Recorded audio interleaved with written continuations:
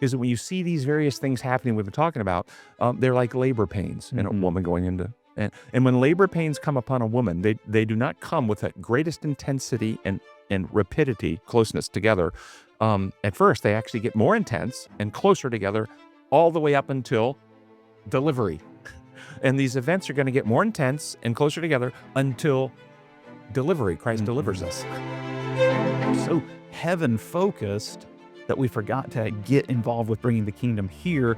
And Isn't there a saying that says, don't be so heaven-focused, you're no earthly good? that's right. Is that what you're saying? Oh, exactly. Yeah.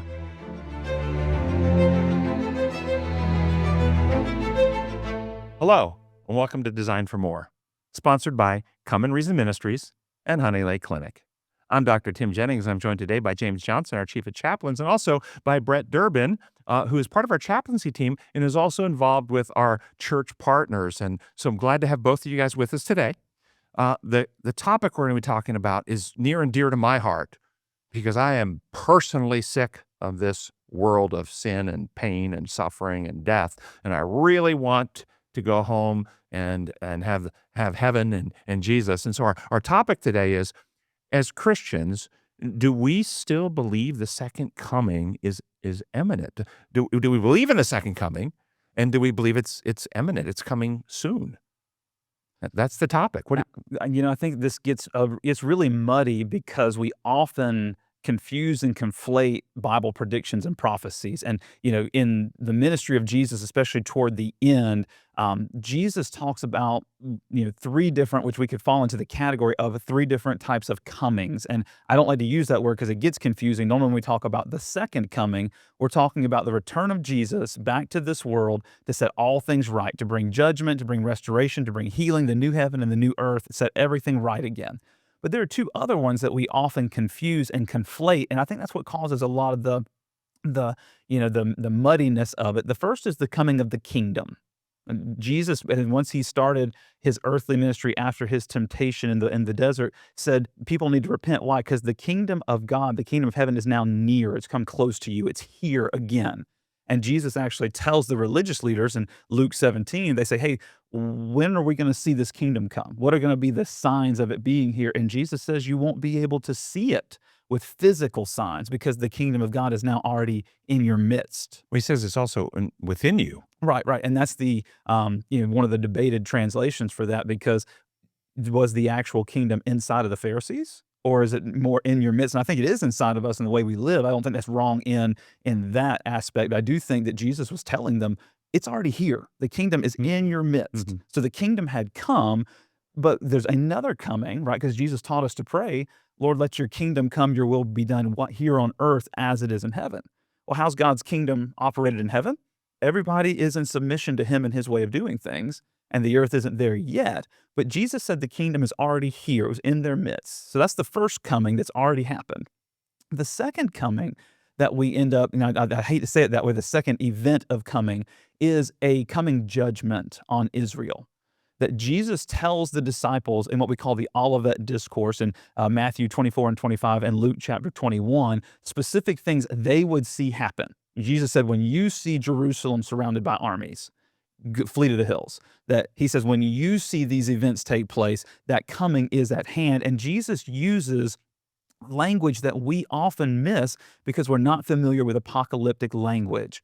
Apocalyptic language was very common at the time of Jesus coming out of the intertestamental period of the exile back to the return. And apocalyptic literature was a very, very popular genre. And it uses phrases that are fantastic in their imagery to symbolize an earthly reality. And one of those is the idea of coming on the clouds. Jesus says that to the disciples, you will see the Son of Man coming on the clouds and in great glory. And we know that's a kickback, a reference to the one like a Son of Man that comes in the book of Daniel in front of the Ancient of Days and receives all power, all glory, and authority in heaven and earth. Jesus connects himself to that figure. And he even tells the high priest, you will see the Son of Man coming on the clouds. So he's telling them they will see these things. Jesus tells them in the Olivet Discourse, this generation won't pass away until you see these things happen. And they did. We saw that coming judgment of Israel for their refusal to get in sync with God, to follow the Mosaic covenant that they promised they would, and they didn't. And then Jesus said judgment will come on Israel, and we saw that happen. But when we talk about the second coming, we're talking about the return of Jesus to set all things right. And that hasn't happened yet. But two of those three things have. And when we conflate those comings, the day of the Lord event that Jesus talks about, that will happen to Israel, the coming of the kingdom that's already here, we can often confuse those comings that the Bible talks about to a future event. And then we say, oh, well, God, you're a liar because you said it was going to happen soon. And it's been 2,000 years. The writers of the New Testament were expecting an imminent coming of Jesus to do what he said. But which coming are we talking about? The coming of the kingdom, the coming in judgment on Israel, or the actual coming, what we call the second coming, to actually set all things right? We haven't seen that happen yet. So that's the imminence I think we're still looking towards. Okay, so thanks for trying to disentangle those three Yes. difference. So to our question that we're going to focus on, Mm-hmm. having disentangled, and let's stick with this portion. Yes. Do we believe, as a body of believers in Jesus Christ, that he is coming back to eliminate sin from his universe, to make the earth new, the new heaven and the earth that Revelation talks about? Do we still believe that that's going to happen as Christians, as Christian communities, to believe that? And do we believe we're living in a generation that could actually see that happen? Yes. Yeah. I mean, I guess, and where I would stand on that is, um, probably has every generation in the church since he left. Yeah, it could be ours. I think that's Yes, exactly. yeah, but yes, absolutely. That's what we're waiting on. That is what's coming. And I'm with you. It'd be great if it happened today, but is it going to happen? Is it imminent in a true, like, are we seeing something to tell us that versus what maybe every generation has felt since he left? That's hard to answer. Well, that's what I want to hone in on, Yeah. because it's true that every generation has been looking forward. In the Thessalonian church, Paul is writing them because they actually were starting to get discouraged because they had members dying. And he's encouraging them, okay? Don't be discouraged. And he tells them about don't want you to grieve like those who have no hope, and talks about how that second coming is going to happen. And the dead in Christ are going to rise first, and the trumpet call of God, and the voice of the archangel. So there's going to be a tremendous event that he's encouraging them because they were already expecting it by this time. And so that first generation church was looking for it, and every generation since has been looking for it. So while that's true, does that mean we should be discouraged and Jesus said, no, nobody knows the day or the hour, so therefore you just can't really know. And so while we say this is the point of my this program. While we say we believe in the coming of Christ, do we actually function like we don't believe in the coming? Because it'll just happen sometime. Our generation doesn't really need to worry about it because we have enough history to know that things will just kind of continue on like they've been. And one day in the future, grandkids, great-grandkids down the road, he'll come. We do believe that, but we don't need to actually prepare. Yeah, and this is what Jesus warned the disciples about using the metaphor of a wedding, right? That the Middle Eastern weddings and the first few phases were all about the contract and the dowry payment and all of that, and the bride would come and live with the groom. But when it was time for the wedding, the bride would leave the groom's family home that she had been living in. That's why when Jesus said, "In my Father's house there are many rooms," that the bride would leave her family and go into the groom's father's house and live there while the groom prepared a place for them to live as a family. And Jesus said, "I'm going to go prepare a place for you." But he gives them, in a different passage, he gives them the warning to say, hey, don't be like the bridesmaids who didn't keep enough oil for their lamps. To stay ready, to stay prepared, because you don't know when the groom is going to. But because there's actually wasn't that because the bridegroom delayed? Yeah. I mean, wasn't that in the Absolutely. parable there was a delay? And it's that expectation that we've seen all of those first things happen. We've seen all through the metaphor of the wedding where, hey, is there an agreement? Yeah, God made an agreement with people, the covenants. Is there a price paid? Yes, Jesus paid the price for us. Is there a place where we're in the Father's house with? Yeah, that's where where we are in this place. When we die, we go to be with God in the many rooms that He's made for us. And now we're waiting. But yeah, we have to be prepared because of that delay. So the delay, of course. Peter gives us a clue as to why. With the Lord, a day is like 1,000 years and 1,000 years. He's not slow in keeping his promises, but he waits for a reason. Yeah, he wants to be patient so everybody can come into the kingdom that wants it. Because there are still people who are savable who haven't actually made that decision to give their hearts to the Lord. That's right. And so the delay, when you understand it in this light, does not undermine our confidence in our God. It magnifies because we see the quality of the being he is, a patient, gracious being who loves. If, as a father with several children, if one of your children was not ready for departure or whatever, are you taking off from the rest stop without them? Okay. Or are you delaying the departure to wait for the one who, you see what I'm saying? And so God's delay shows us that yes, because he is worthy of our love. He's worthy of our trust. He sacrificed himself in Christ for our salvation. Yes, he wants everyone to come to salvation. So he keeps waiting and waiting. So I see the delay as an encouragement, but at the same time, Peter also said that we can hasten the day. Now, what do we understand that to mean? Hasten. So the delay on the one hand, and this is really quick because I've heard Christians think, well, it doesn't matter because God knows. God knows the day and the hour. He knows when he's coming back. And because he knows, it's kind of like set. And because it's set, it doesn't matter what we do. Have you heard this? Okay. But that contradicts the idea of him delaying because people are not yet ready, and also Peter's instruction of hastening. So how is it we hasten? We can hasten, but he already knows when he's coming. How do you put those together?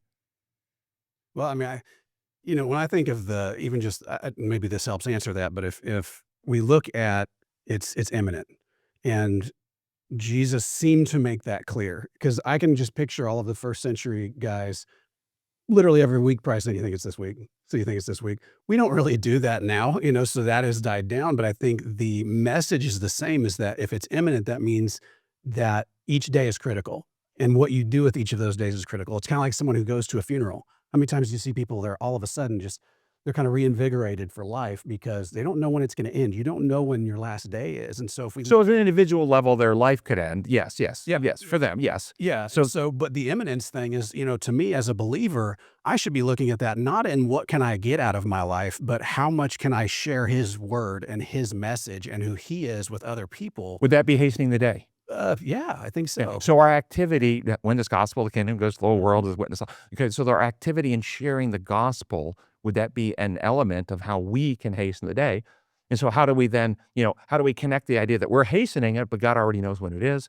My simple example, his foreknowledge is a knowledge of the future. It's not causation. So if we had a time machine and we went and watched the next Super Bowl and we came back and we now know every play, we know who's going to throw the pass, what the final scores are.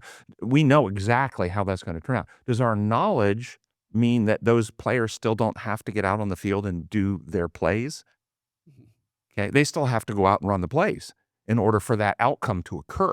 So God's knowledge is not, God knows that because of what we're going to do as his witnesses and agents. Yeah. Does that make sense? Yeah. Yeah. And that's where, Peter, in a different passage tells us that we are now Christ's ambassadors. Like he says, God is making his appeal through us. And that's the idea that we are the agency that God is using to give that opportunity to people. And if we don't do that, then it's going to keep taking time. But if we can hasten it, like you said, by actually doing what God calls us. So I want to keep honing down on this. As Christians, any Christian through history has always believed Jesus is coming again. And there'll be an eventual heaven, new earth, and so forth and so on. So we all believe that. My question I want us to hone in on, is there any reason, legitimate, biblical reason, that we would have to believe that we're in that last generation, that end of what the Bible calls the end of time, the end times? Yeah. Is there any reason to believe we're in those times? I think so. Okay, and the question is, what would be the evidences that we could point to for our listening audience to say, this is not just the traditional belief through 2,000 years, that where we stand in time lets us know we are at the last cusp before Christ returns? Are there any evidences of that? The biggest one I look at it, and this is more of a, I don't want to call it anecdotal because it's not.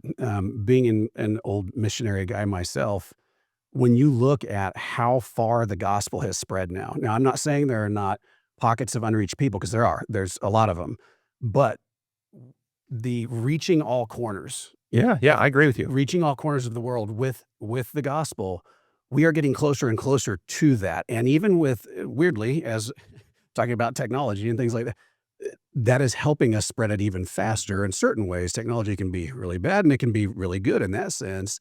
Are we getting close to where his word has been proclaimed to all peoples?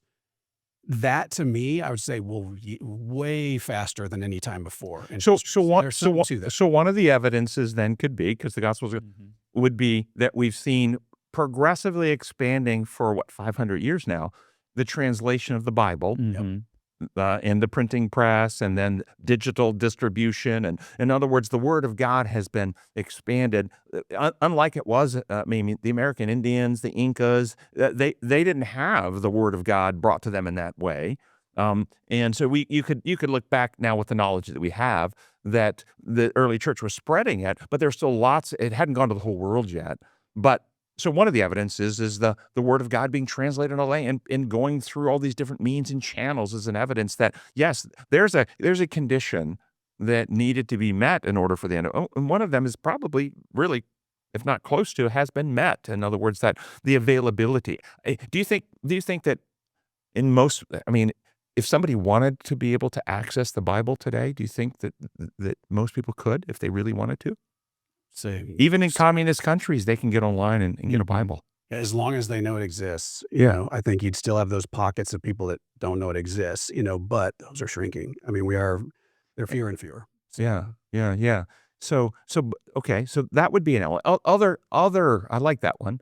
Other reasons to believe we're in those moments in time.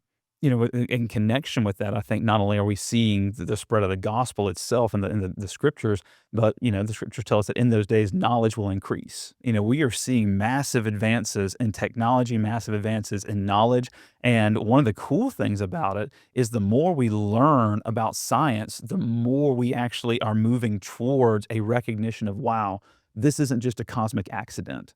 There's way too many proofs of intelligent design, of what the Bible's saying is true. Dr. Benzio said it this way, that not everything in the Bible has been proven true, but nothing in the Bible has been proven false. And the more we keep learning, the more I think, we've had great conversations about, quantum physics and entanglement, all these things that the Bible has talked about in more spiritual terms. We're seeing scientifically, there's less and less gray for people to decide, okay, yes, God is real. I've been presented with the evidence, and what do I do with that evidence? Do I accept or reject it? And I think that's going to be a very compelling part of it. So there are tons of Bible prophecies. Some are very mysterious, hard to understand.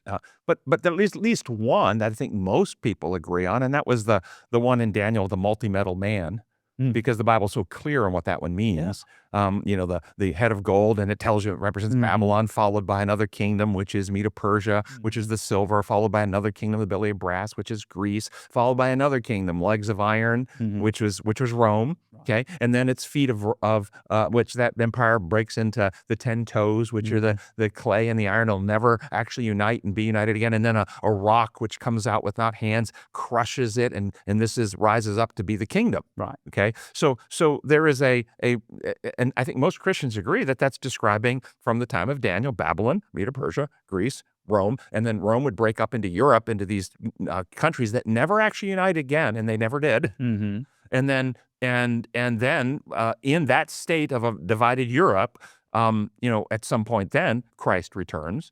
So at least after the fall of the Roman Empire now, and we could say that is an indicator that we're downstream of that prophecy.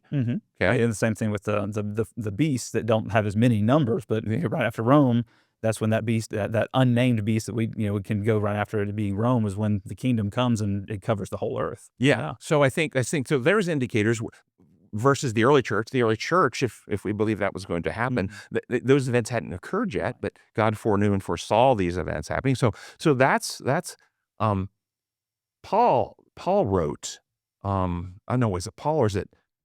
Yeah. No, Peter. Peter wrote in 2 Peter 3 and 4. First of all, you must understand that in the last days. So this is the question: are we in the last days? Okay, last days, scoffers will come.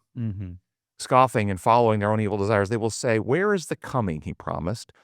Ever since our fathers died, everything goes on as it has since the beginning of creation." Are we living in an era where people are saying, these natural evolutionary cycles and so forth, there is no, and he goes on to say they forget that the the world was created out of water and destroyed by water. They forget this. He goes on to say that. Are we living in a time when that's actually become true? There's scoffers. They don't believe in the Bible. They don't believe that the earth was made out of water and destroyed in water. And they scoff. Well, where is this coming then? Do we live in that time? Yeah. I mean, constantly we have people saying, well, if what you say is true, then, what about this and what about that? And it's a difference between a skeptic who is actually asking questions because they want to learn, like Nicodemus did with Jesus. The scoffer is the person who's the cynic, who's already closed their mind off and hardened their heart and has no desire to truly look at the evidence. There's a whole lot of that. Right. And so the evolutionary godless model scoffs at the flood, Mm-hmm. scoffs at special creation, scoffs at a short life on Earth history. Mm-hmm. Okay, everything continues as it's always been in these evolutionary cycles. Right. Okay, I think if that applies, then at least with the rise of Darwin, Mm-hmm. the late 18th century, early 19th century, we enter in the last days. And if you look at the landscape of thousands of years, that's the last, few hundred before Christ comes. Mm-hmm. I'm comfortable with that. Do you think most Christians would be comfortable with that idea too, or would that make them uncomfortable, that we are in the last days and there's evidence with this prophecy? Some of both. I think that those that are trying to do things God's way would get excited. That they're just like that's why Jesus used another parable, the idea of the servants, right? The servants who are doing the right thing are ready for the master to come home. They're prepared, they're expecting it, and they're ready to present, whether it's the home where the master returns to and finds the servant who's actually done all the right things and is prepared to greet them, or the parable of the talents where you've got the ones that are doing the right stewardship with the master's resources. But then there's the wicked servants. And I think those would be the Christians who maybe have cognitively given themselves to Jesus, but their hearts haven't been transformed, and they're fearful of that I return. gotcha. So I guess I appreciate that, but my question was, do you think that most Christians would agree that we're in the last days? I think it would depend on. If I went into your church and asked, how many do you think we're in the last days and Jesus is coming soon? I think in my church here in the United States in Tallahassee, Florida, yeah, most would probably say yes.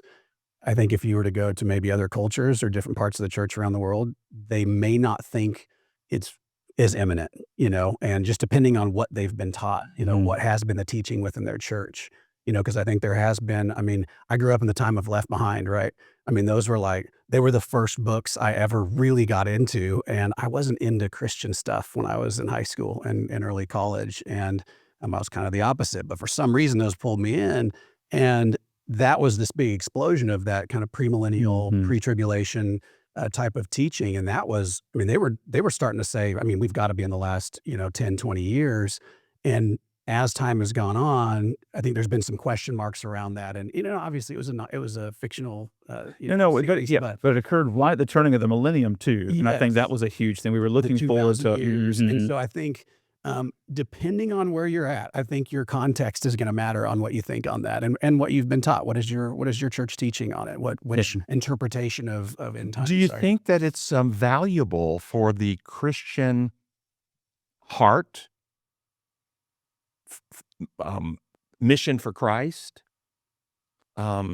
personal sanctification, development, use of being a steward for God and all that, to have that idea be part of their Christian journey? Hey, Christ is coming soon. Do you think that is a valuable idea for them to believe in or not? I think so. And kind of how I mentioned earlier, almost just like as you look at, if this is my last day, how do I spend it?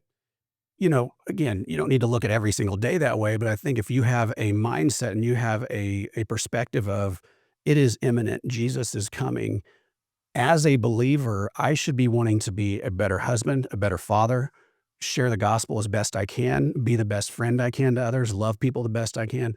I think in that sense, I hope all of us see it that way. And for me, even in this conversation, it makes me think of those things, where, I think having more of a a focus on, gosh, it really could be today. He may come back today and do just like you said, the servant who was ready for the master to return.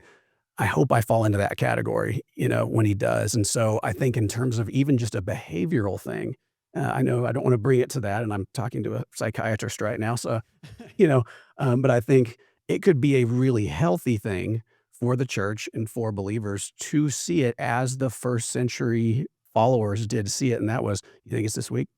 And what would that do? It would cause them to be on fire for Jesus in their life. Now, I'm going to say a couple things that I don't have.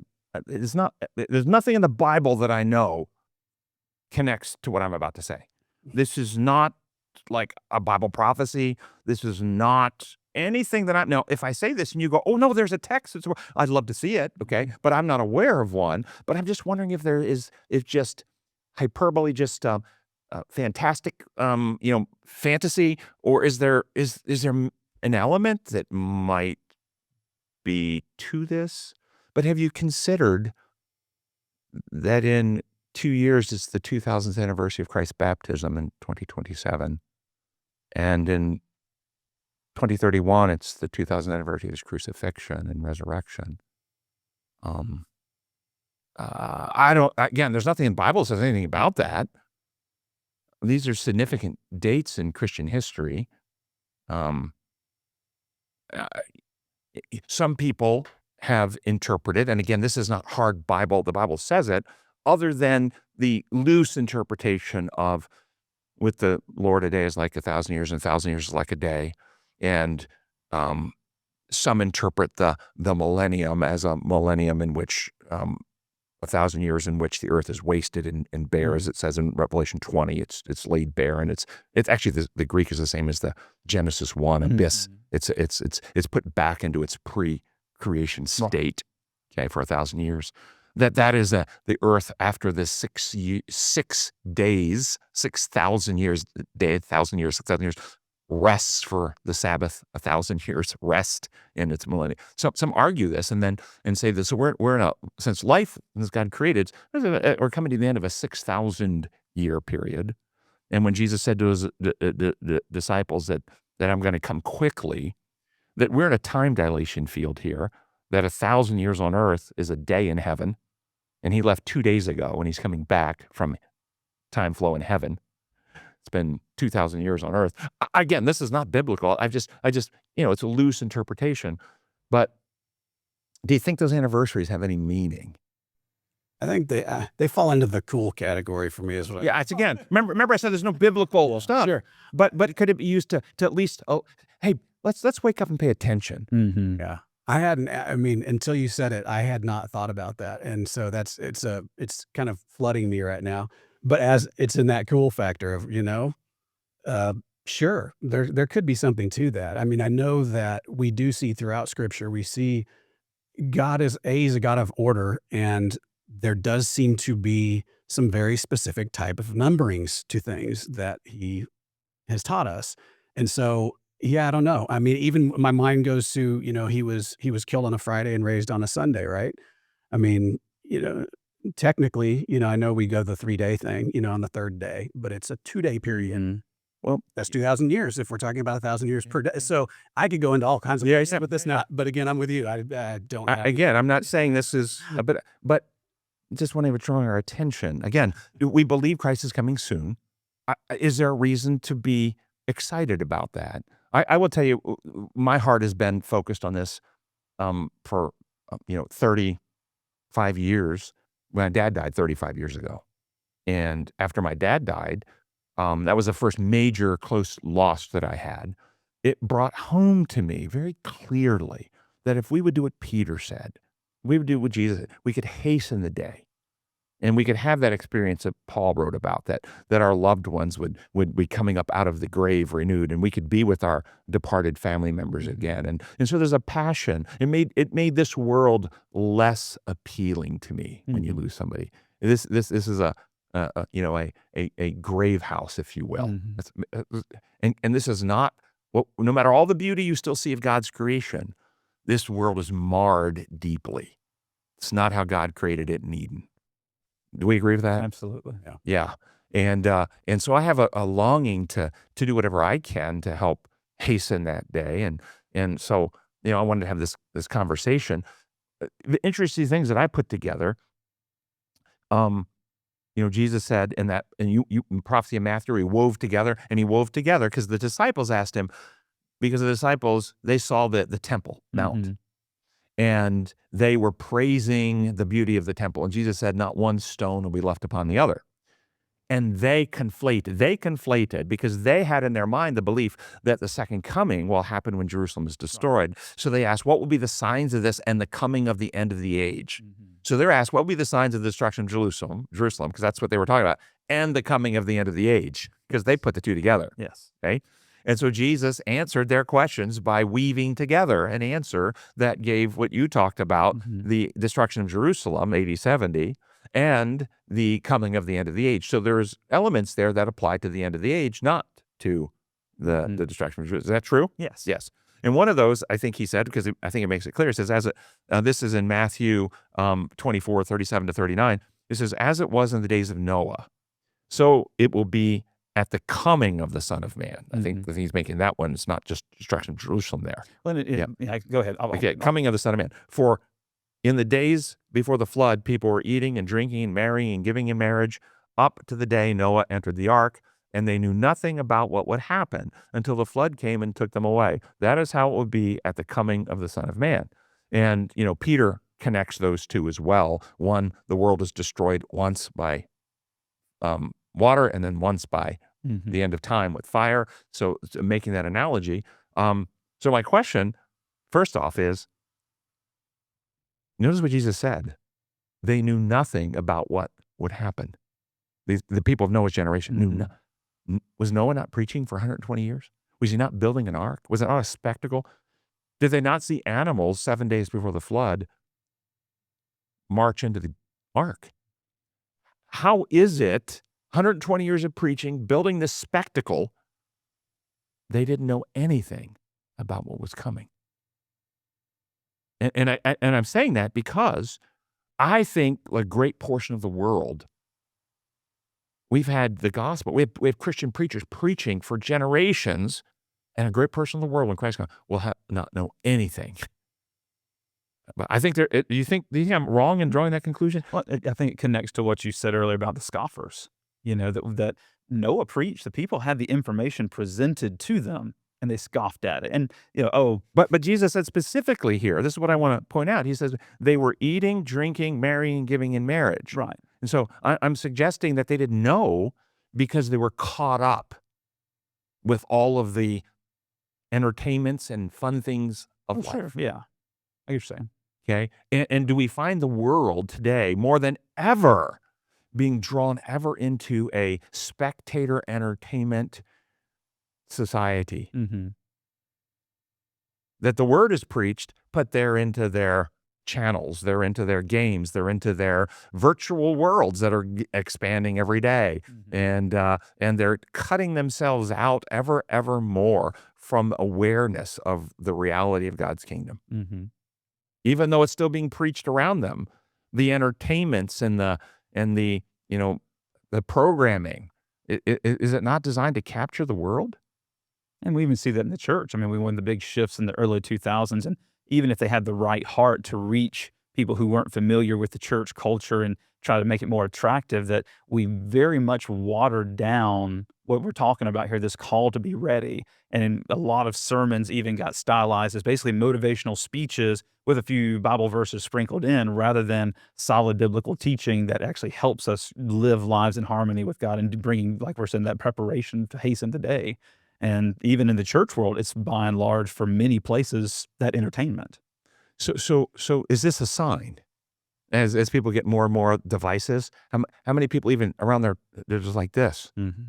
Is this a sign that we're entering an age where people, that they don't actually, even if they go to church, some churches, I'm not trying to criticize, no, become entertainment rather than spiritual developing, and so they'll be unaware because they're so caught up.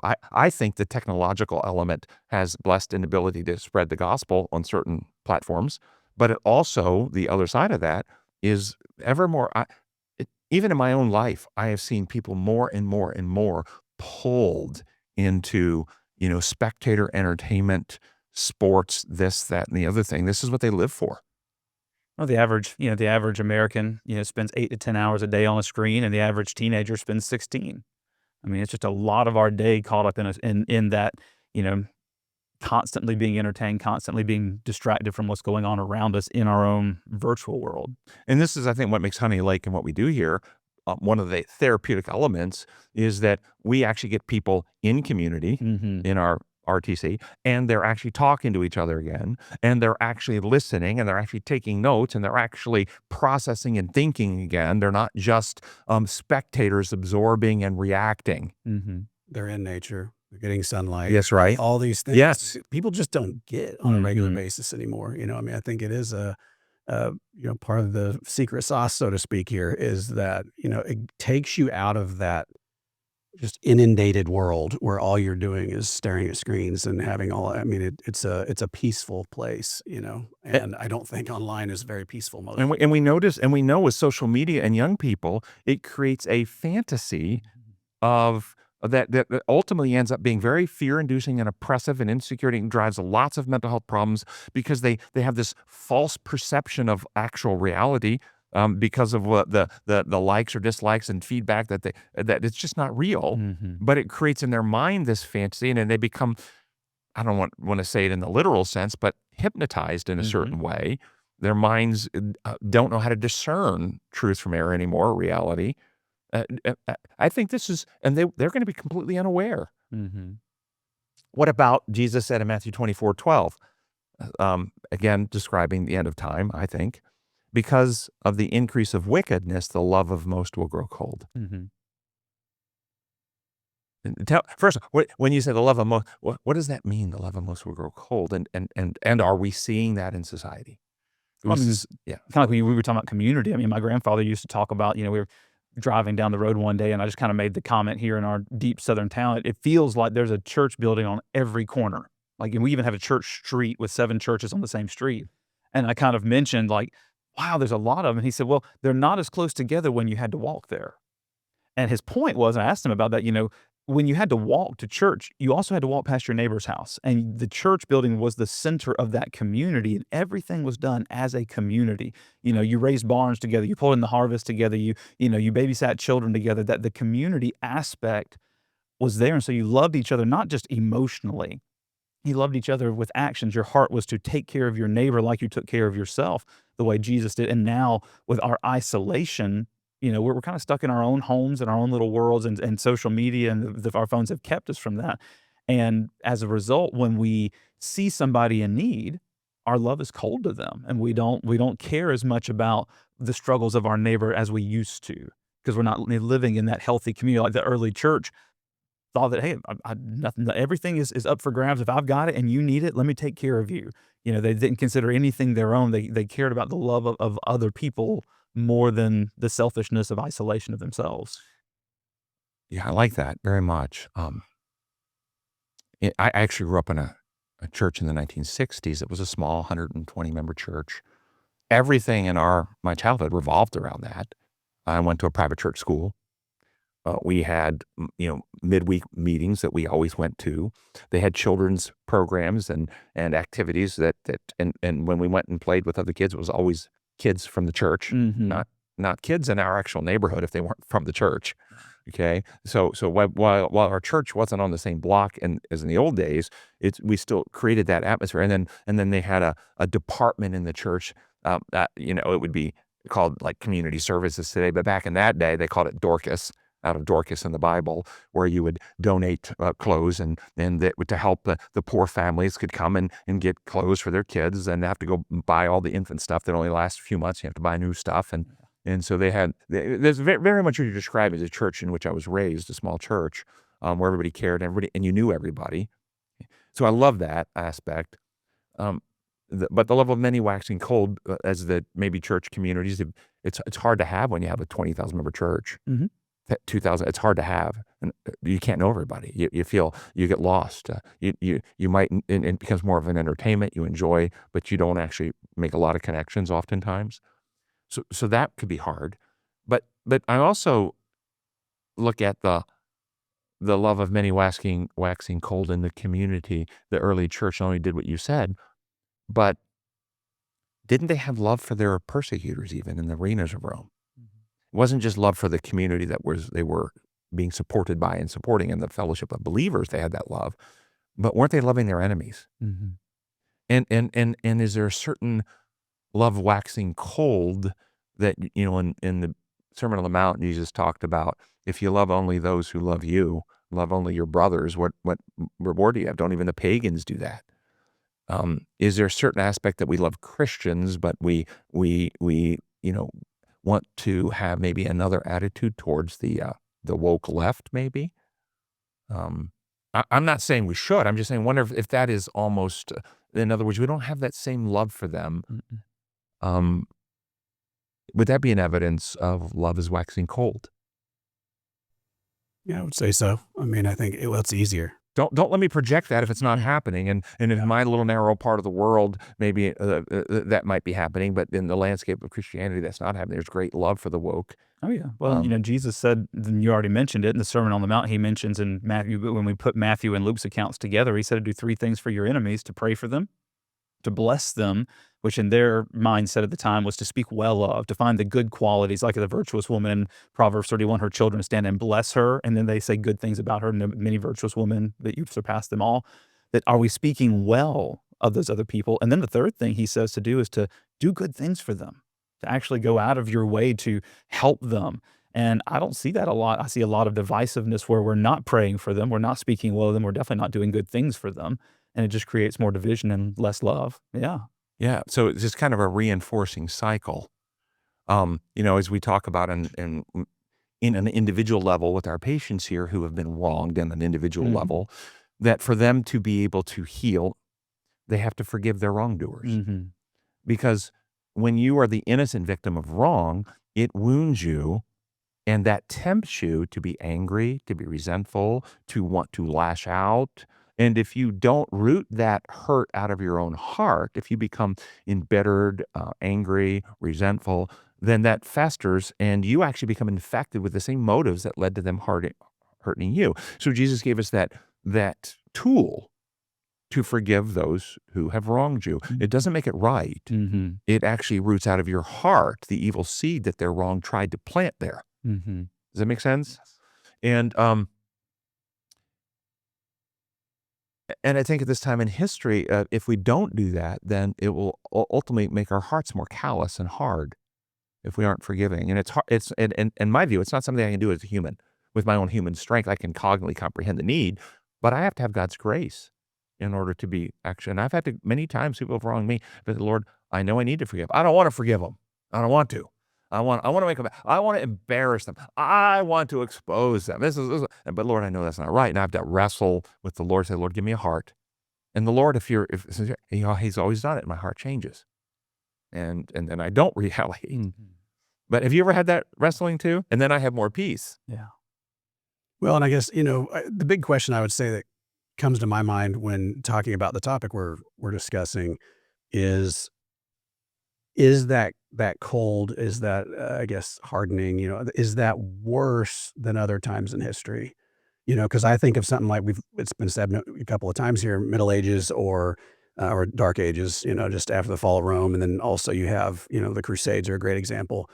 Wouldn't that have been like the ultimate cold? Like there was no praying for those enemies. It was, we're actually going to kill them, and we're going to be on the side of justice is what they believe. I don't think they were doing it out of pure evil intentions, but are we worse off today than we were then? Yes. And here's why. Here's my understanding why. As I look at the unfolding of the gospel commission going to the world, Satan immediately begins trying to crush it. Immediately, initially through overt physical persecution of the Roman state.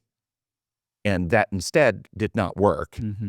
And it actually spread through the means we've already described of the gracious, loving, fearlessness that the martyrs had in the arenas, because the Romans were terrified of death, and they see this group of people who just have peace as they're being martyred in the arenas, and they would sneak out and go, why aren't they terrified? And they learned about Jesus, and the gospel spread. And so after that first generation, the devil's attack switched from overt persecution to corruption, to infecting Christianity with a false interpretation of what Christ has accomplished for us, and making the church function like the state, an imperial, authoritarian, dictatorial, abusive system in the name of Jesus that will use the cross to go and persecute your enemies. And that's what the church became. It was a different form of attack. And my view of reading the scriptures, that you can find this prophetically described. The man of sin, Paul talks about, the second coming will not happen until the man of sin, that man of perdition, the man of lawlessness arises and sets himself up in God's temple, proclaiming himself to be God. This is not the temple in Jerusalem, because it's destroyed a few years after he writes this. And certainly the man of sin doesn't rise up into heaven and knock Jesus off his throne. It's talking about the spirit temple, that Christianity is going to be infected with a distorted view, where the spirit temple is worshiping a corrupt version of God. And this is what I see here described. And so why is this different? And so, yes, you see this happening, but throughout human history, up until now in history, there was always a place where the faithful could flee the persecution. And the United States ultimately became the place where the faithful, wanting to worship God according to the dictates of their conscience, fled this persecution and established this land of liberty and religious freedom. When things turn out that, and if, and I can say if or when the United States ever betrays its constitutional protections and does, like the Dark Ages church, that Christian nationalism, there's nowhere else in the world to run. There's no place you can go and establish another land of liberty. So we're finding ourselves again in a place where there's no new lands to be claimed by the pure church to establish the freedoms of conscience anymore. And that's why I think it will be different this time. Yeah. I'm with you. Yeah, sir. Yeah. And so yes, you can see those same exact, because the devil's the devil, and you'll see those same tactics used in various places and times. But the world, it'll be my understanding that before Christ, it'll be worldwide, not continent restricted. Well, yeah, I mean, and the way my mind heard that even was just, well, the church has advanced and society has advanced, the world has advanced. There's no more land, so to speak. The advancement of things has taken place at such a rapid rate, even in the last couple hundred years, that I can ride with that. I like that. So I actually see, you mentioned the weaving together, and you mentioned of the prophecies there. I'm just trying, and how Jesus gave a sign of the abomination and cause of destruction, the armies circling Jerusalem, and they did, and then they pulled back for a short period, and all the Christians left. They were not destroyed because they saw the sign. They've listened to Jesus. Yeah. Yep. Okay. I see that because it is a dual fulfillment prophecy, and you've already woven that together for us. And this is now my interpretation again, so it's okay to disagree with me, okay? But I believe that was historical. It happened, but it also serves as an object lesson. And the circling of the metaphorical circling of the armies, I think we've already experienced. It happened. And we're now in that brief time before the actual destruction. When did it happen? I believe it happened during COVID. And what happened during COVID is you saw practically overnight the worldwide governments circling to take away liberty of conscience and coerce people to do things, restrict their travel, restrict their worship. Churches were closed, force them to, or pressure them to put things in their body that some didn't want to do. Worldwide, global control, conscience, coercion. And then we pulled back. And this is my interpretation, but I see that as metaphorical application of the literal, what happened. And now we're in that brief period, and the faithful do not flee geographically. They recognize those methods are not godly, and they flee from those methods in their heart mind, and they won't participate when the next world system comes along to coerce, which I think will be that rising of that system of revelation, which will be worldwide conscience coercion. They won't participate with it because they've recognized this and they've come out and say, no, I'm a liberty of conscience person. I'm a truth, love, and freedom person. I'm not a coerce others person. So that's another reason why I think we're really, really close now. Because, I mean, would you have thought if we could go back to 2019 and I went to any American church, any church, said, how many of you would support the government in shutting your church down for 3, 4, 5, 6, 8, 10, 12 months? How many hands would have gone up? How many did? Not all. There were some that resisted, but the vast majority supported it. As constitutional, it was not constitutional. Right. There was no constitutional, there's nothing in the Constitution that says your constitutional right to worship and assembly can be restricted because of a virus or an infection or a sickness. Do you think most did it out of fear? Yes, that's my point. The fear. More so than like the governmental side of it, or I guess the constitutional side of it, but definitely are we protecting our people by doing this? I think that was the pastors I talked to, that was their big struggle is, am I going to kill off my old population by having the church open? But there's a difference between saying our church is open and we leave every person free to decide whether you want to fellowship or you want to. That was the third rail that everyone probably should have taken. That is the rail that I was advocating from the beginning, all the way back from the very beginning. If you present the truth and love and leave people free. The problem that we saw was governmental enforcement of restrictions of liberties. Well, in I think our own understanding of, look at, say, church attendance. I mean, who's been away from church, and you get the, hey, I haven't seen you for a while. It's that little bit of a no, not the same. No. I want you to hear this point. Understand the goal of what the governments did. Yeah, was to save lives. It was a righteous goal. Yeah, it was a righteous goal. The methods that they used were not righteous. Oh, sure. And what I was referring to is, I think if people took that third rail with the church and say, hey, we're going to be open, it is up to you if you come. Yeah. As long as we did that and then didn't shame people for being that fear. Hey, you don't have faith. You show up, Jesus is going to protect you. And I gotcha. We had that. I mean, I knew some people who actually died in their churches, after going to church, and they got it there. And, again, that was not I don't think any of them were guilted into going. And, those are just a couple of specific examples, but I think there would be a lot of that, oh man, I don't want to be the one guy not showing up because then it shows I don't have the same faith as the guy next to me, and that's sad. I think there was a lot of that happening too, which is unfortunate. It shouldn't have been that way. Again, sign of the time. Yeah.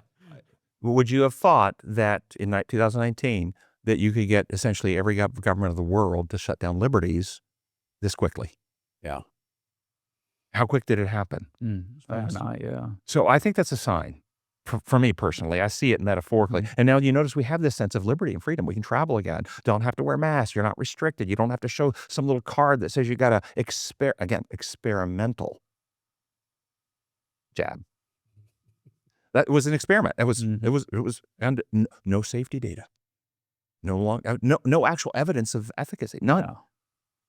I mean, you think through, look back and you think through, this should be a wake-up call spiritually for people. How is it the minds of so many people could have been so seduced into participating in something that had no efficacy and lots of harm and the restrictions of your freedoms? Again, I don't criticize offering it as we don't know. It could help. It might not. We don't have the data yet. We're frightened. We want to do the best we can. Take it if you don't. If you don't, I would have no criticism for that. But that's not what happened. What happened was purposeful misinformation, deception through coercive enforcement through governments, and some Christians stood up but pastors, certain pastors were arrested in certain nations of this world because they wouldn't close their churches. Yeah, I wasn't allowed to do my job, travel internationally for missions without that card. Yeah. So, the school, visiting a school I was going to said you can't be part of this program because you got to come on campus if you don't have this card. Yeah. And my view is that, if I would have been magically in charge of all the Christian Methodist, Baptist, Adventist, Catholic healthcare systems, and there's lots of these, I would have immediately instructed them all to refuse and to have their lawyers file injunctions in America where you can do this, because everything that was done was without evidence, violated all norms of medical ethics as well as Christian ethics.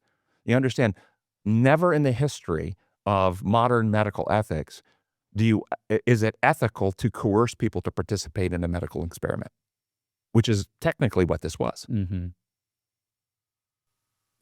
And the problem was, if you said anything, you were killing grandma. Right. And this is also part of the misinformation, which is untrue. Yeah. Okay. But even still today, what, we're 5 years out, it's still hard for people to think it through. They get very defensive on this. Understand from a spiritual warfare perspective what was done to the hearts and minds of people to get good people to collude with practices. I think this to me is a big sign that we're really in the last days. And I don't say this to people to frighten people.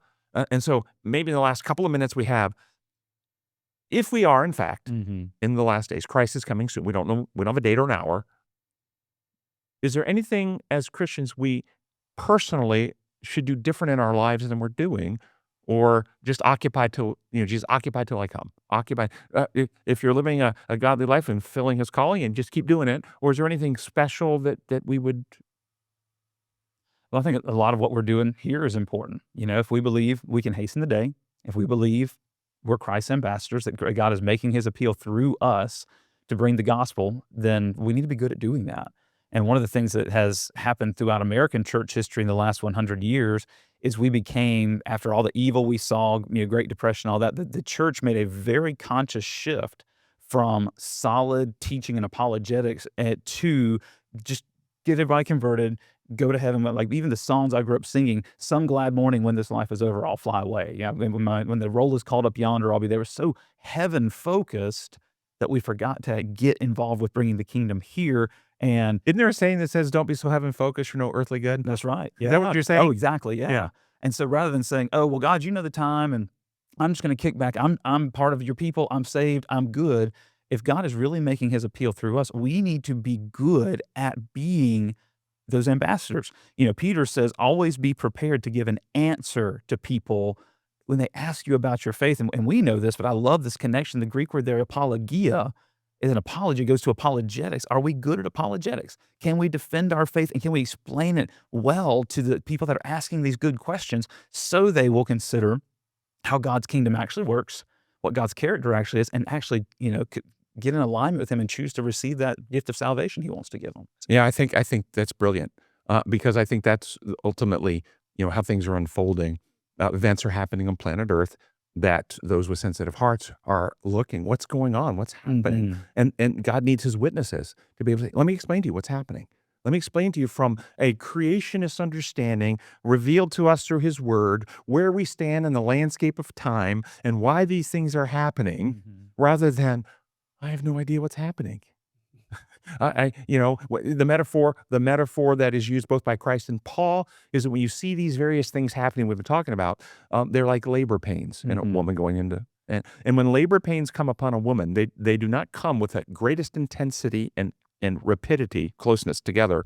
At first, they actually get more intense and closer together all the way up until delivery. And these events are going to get more intense and closer together until delivery. Christ delivers us. But if a woman knows she's pregnant, and she's 8.5 months, 9 months, and the labor pains start, she typically does not go, "Please, Lord, can we put this off another 9 months?" Even though she knows it's going to be painful, she's not actually looking for a delay, is she? No. Let's get this over. No. How many Christians, they see some of these things, "Lord, please, let's not," okay, rather than let's hasten the day. First point. Second point on the labor metaphor is, what would it be like for a woman? And there's been cases, reports, where they end up in the emergency with terrible, terrible abdominal cramps, and they're pregnant and they didn't know. These are typically obese women, but they're pregnant, 9 months, they're delivering. They had no clue they were pregnant. What will it be like when the labor pains, for those who have no idea where we are, what's happening, why it's happening? It'll be terrifying. For those who actually understand, Jesus said, "Lift up your head and rejoice. Redemption draws near." That's the woman who goes into labor. Yes, it's going to be, but I'm rejoicing because my baby is about to come. Okay. And so I think our mindset on this, and this is where these witnesses you're talking about need to be there so we can help people understand, hey, rejoice, we're about to be delivered. I hope this was a helpful program for you. Thanks for joining us today. I personally believe Jesus is coming soon. This is why we have this program, and all of us have committed our lives to advancing the gospel because we want to hasten the day. Wherever you are, we invite you to be part of our team. Share this podcast with others. Go to the Come and Reason website, get free resources, and share in your community. And prepare your heart and mind, as Pastor James was saying, to be able to give that answer, that reason for the faith that is in you. So when your neighbor asks, what's going on? What's going on? You can give them an answer. Lift up their head. Redemption is drawing nigh. If you have questions, send those into questions@designformore.net. Questions@designformore.net. And we'll see you again next time. Thank you for joining us on Designed for More, brought to you by Come and Reason Ministries and Honey Lake Clinic. Also, don't forget to check out our other podcasts for more inspiring content.